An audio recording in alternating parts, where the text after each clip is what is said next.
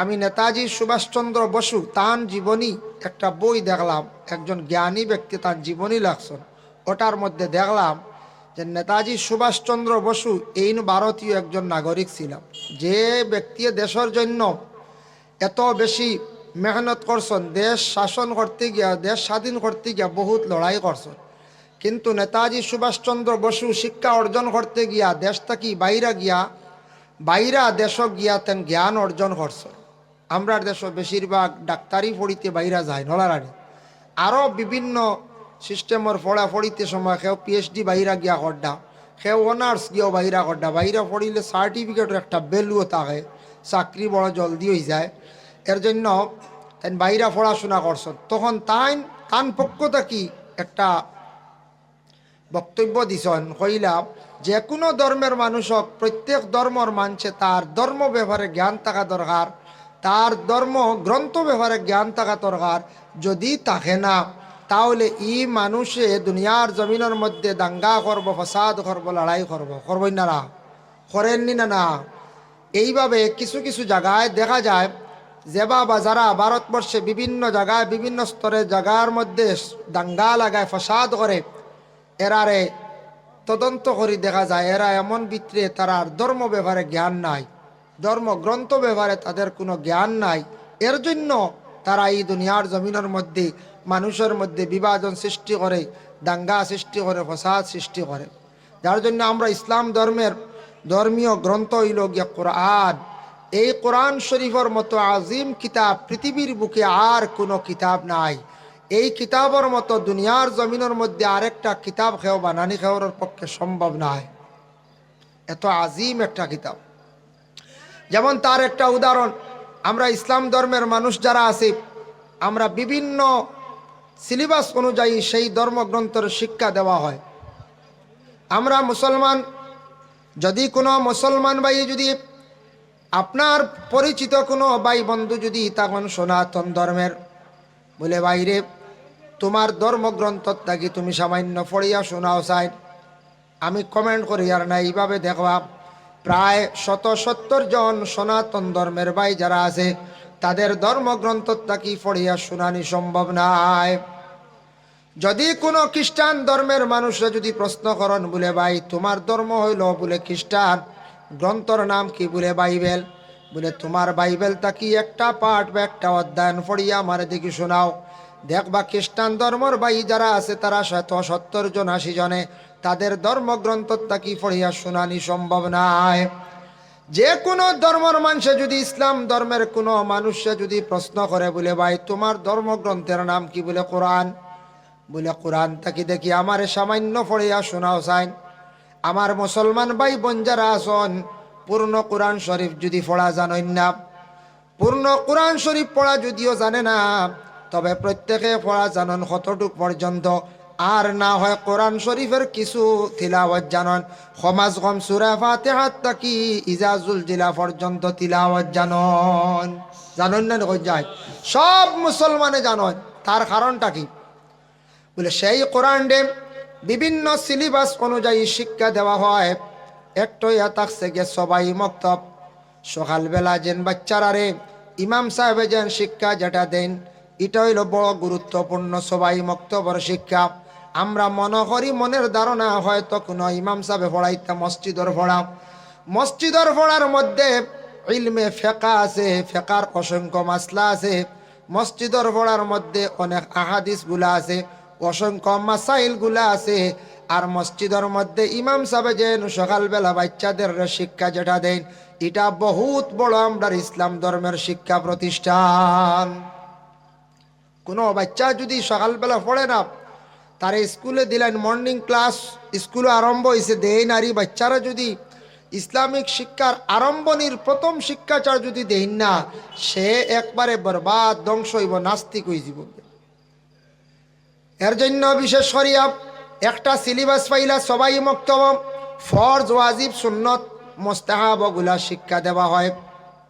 এখন আরেকটা জিনিস আমরা যাচাই করা দরকার, যত আসন ইকানো যত গার্জিয়ান টহল আসন, প্রত্যেকে সন্তান আদি পাইছেন, যারা খেয়রর 2 জন 3 জন 5 জন সন্তান পাইছেন, সন্তানের সব সন্তানের মেধা সমান নাই, মানে স্মরণ শক্তি সমান নাই।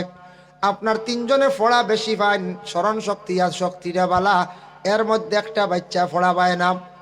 ইমাম সাহেব লেজেন মসজিদে ফোড়ান, ছাত্রর 3 ভাগে ভাগ, তখন 1 ভাগ খুব বেশি বালা, তখন ফার্স্ট, আরেক গুরু মধ্যম, আর আরেক গুরু বাচ্চারা তখন একবারে তারা স্মরণ শক্তি নাই। এতে আমরা চিন্তা ধারণা করতাম আমার বাচ্চা মসজিদও যার ফোড়া পায় না কেনে, ইকান আমি নিজে তদন্ত করতাম।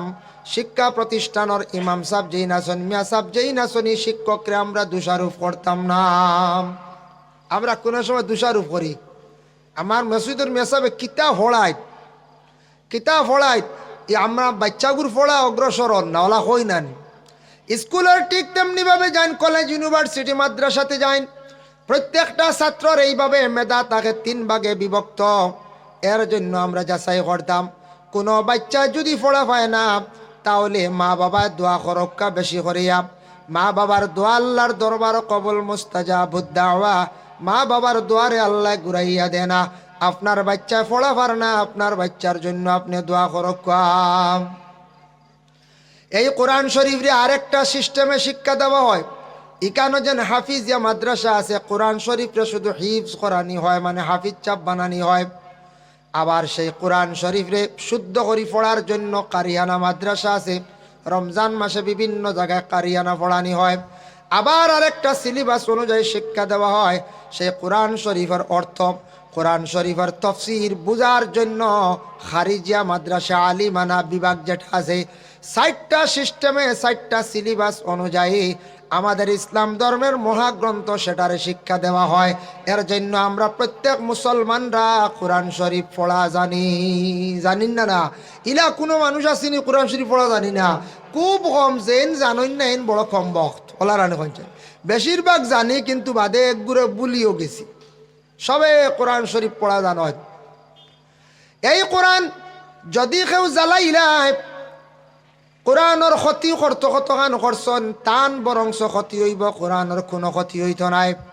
আজকে দেখুন ভারতবর্ষের যদি সরকার এইভাবে আদেশ যদি করেন, ইসলাম ধর্মের মহাগ্রন্থ কোরআন সব একত্রিত করিয়া জ্বালাই লাইতাম, ইসলামটারে ধ্বংস করে লাইতাম, সম্ভব না।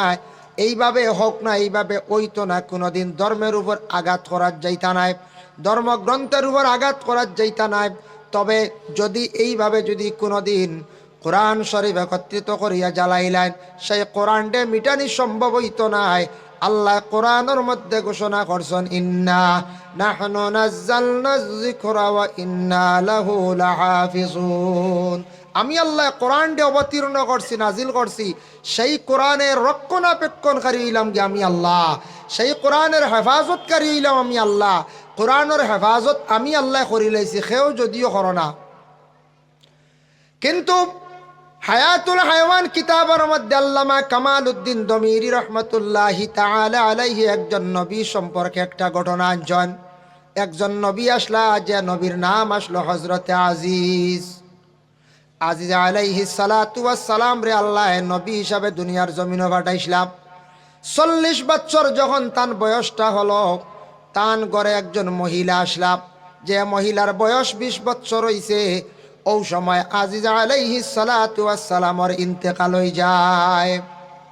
40 বছর তার ইন্তেকাল হয়ে গেছে, তাই কবরবাসী। মধ্যখানো গেছে গিয়া 100 বছরের ফায়সালা, 100 বছর পরে আবার আজিজ নবীর আল্লাহ তুলিয়া দিলাইলা। সুবহানাল্লাহ। আল্লাহ ভারইন মরারে জিত্তাও করতে পারেন, মরারে জিত্তা করি দেখাইতে পারেন, আনা বাফে আওলাদ দিয়েও দেখাইলে আল্লাহর কুদরত আছে, শক্তি আছে, আসেন না রাখা যায় আছে। তো আজিজ নবী জিন্দা হইছেন ফিলিস্তিন, বর্তমানে যেখানে যুদ্ধ চলিতে আছে, জিন্দা কইলে আল্লাহ আমারে আবার আপনি খেনে দুনিয়ার জমিনে ফাটাইলাম। আল্লাহ জানাইলা রে আজিজ, তোমারে দিয়ারও কিছু দিনের দাওয়াত করাইতাম। বলে আচ্ছা, এখন আমি আল্লাহ বাড়িত গিয়া কিভাবে পৌঁছিতাম, আমার একটা ব্যবস্থা করিয়া দেন। তখন আল্লাহর পক্ষ থাকি আল্লাহ জিবরিল দিয়া একটা গাদা ফাটাইয়া দিলা। বলে তুমি গাদার উপরে উঠিয়া তোমার বাড়ি যাও, গিয়া জিজ্ঞাসা করি করি আজিজ নবী তার বাড়ি পর্যন্ত পৌঁছিলাম।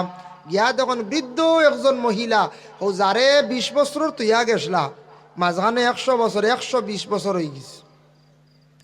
এই মহিলারে গিয়া কইল গো মা, এই বাড়ির তুমি তখনই বলে হ্যাঁ এই বাড়িটা আজিজের নি বলে হ্যাঁ আজিজ চিনচনি বলে চিনতাম না কেন বলে আজিজ কই জাননি বলে মারা গেছেন 100 বছর হয়ে গেছে গিয়া আমার বয়স 120 বছর হয়ে গেছে বলে তুমি বিশ্বাস করবাই নি আমি আজিজ ঘুরি আইছি আল্লাহ আমার জমিন ফাটাইয়া দিছেন। ওই সময় মহিলায় কইলা তুমি যদি সত্যিকারের আজিজ নবী যদি ইয়া থাকো আমি জানতাম মুস্তাজাবুদ দাওয়া আসলা আজিজ তাই দোয়া করলে দোয়া কবুল হয়ে যাইতো। আর আজিজে মানুষ বেমারি মানুষরে হাত দিয়া মানে মলিয়া দিলে হাতাইয়া দিলে বেমারির বড় বড় বেমার ডে আল্লাহ শিফা দিলাইতাম। আজিজ নবী বেমারির শরীরে হাত দিয়ে মুছিয়া দিলে বেমার কমে যাইতো। আর কিতা করতাম আজিজ আলাইহিস সালাতু ওয়াস সালামর দোয়া করার লগে লগে রেজাল্ট লগে লগে আই যেত। ও আজিজ রে কইলা তে তুমি আমার চৌকো গুণ বালা করিয়া দেও আমি তোমারে দেখি। ও আজিজ নবী ফয়লা চকুত হাত রাখিয়া মুছিছন আল্লাহর বন্দির 120 বছরের বয়স্ক মানুষের চোখ ভালো হয়ে গেছে সুবহানাল্লাহ। বাদে কইলা এদিকে হাঁটু দুইগু বালা করি দেও দুইটা হাঁটু দিয়ে আমি চলতাম পারি না ও দুইটা হাঁটুও হাতাইয়া দিলা ভালো হয়ে গেছে। কইলা আজিজ আমি মানছি তুমি জেলা মৃত্যুবরণ কষলায় ওলা তুমি রইছ।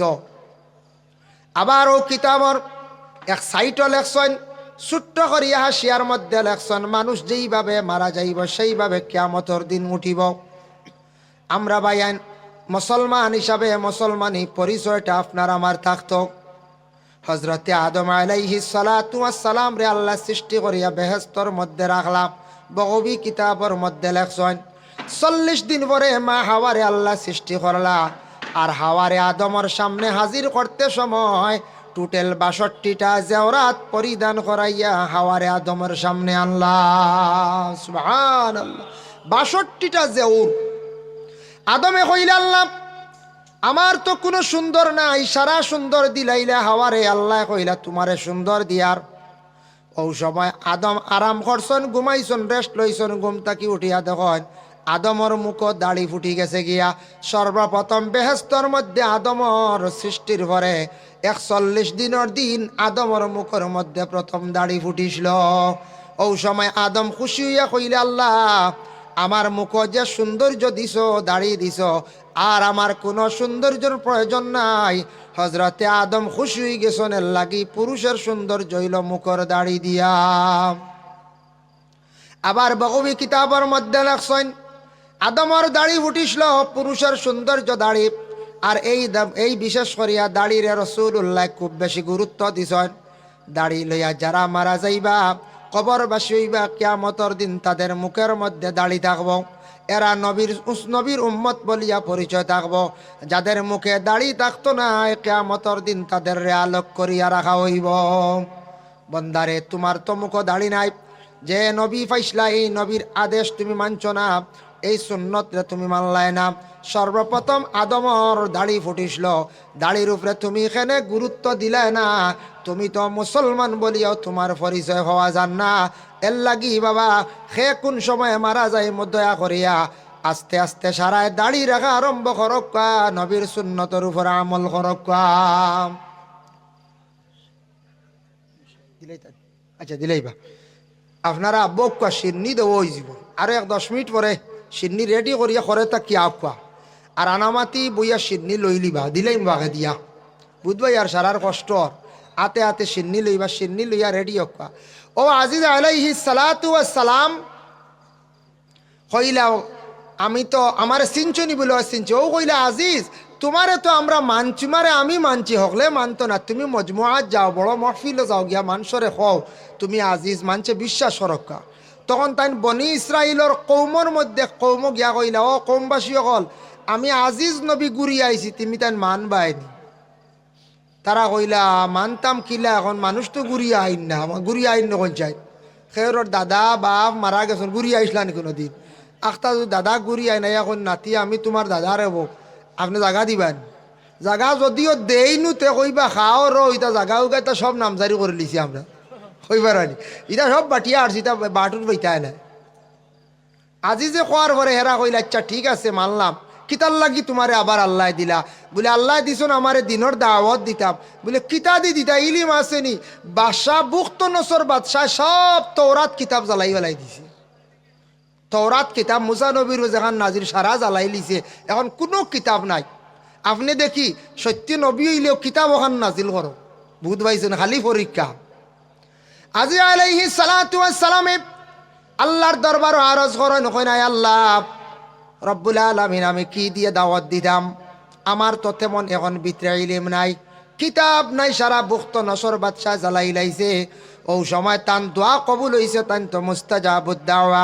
লগে লগে আল্লাহ জিব্রাইল ফরিস্তারে ফাটাইলা, ও জিব্রাইল তুমি যাও জান্নাত তাকি নহরর পানি লইয়া যাও, আর পানির মধ্যে ফু দিয়া পানি ফুটাইন, আমার আজিজ রে খাওয়াইও, আমি আল্লাহ আজিজর ভিতরে ইলম দান করিয়া। সুবহানাল্লাহ। ও জিব্রাইল জান্নাত তাকি পানি লইয়া গেছন, জন্নতি পানি, আর ও পানি লইয়া গিয়া ফু দিয়া কইছন, ও আজিজ আল্লাহ তোমার ইলিম দিতা, পানি ফুটান খাইলাও।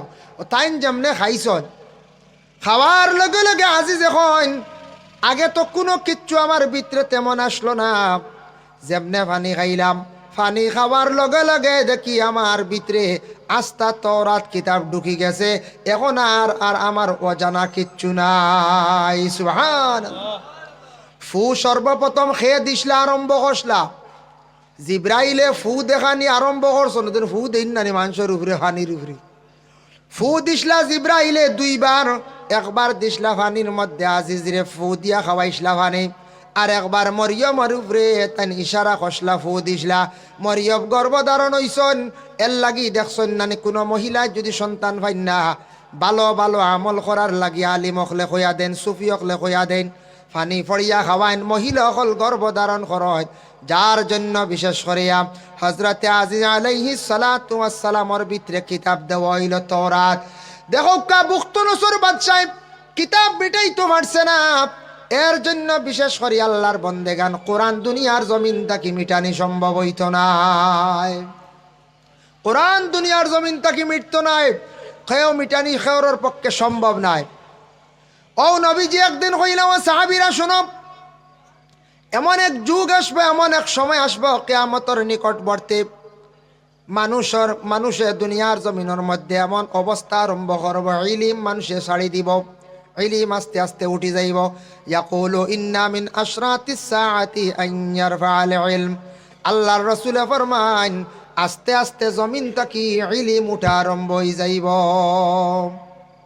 ইলিম উঠি যাইব। নবীজি কইছন আন ইয়ারফা'আল ইলম, ইলিম জমিন তাকি উঠি। দেখো সিন্নি লক্ষ আনামাতি আরেক ব্যাগ লিয়ে ঢুকুন না তো জলদি জড়িব, আরেক বস্তা লক্ষ আর উঠিবা না, খেয়ে উঠিবা নি কোন চাই, সিন্নি লইয়া উঠুন তো উপায় নাই। আর খাইলে আস্তে আস্তে খাইবা, গলাত লাগবো, সুখ না তো বুঝাইছে না, বাদে ফানি খেয়ে দিব, বড় হেরানো পড়বা।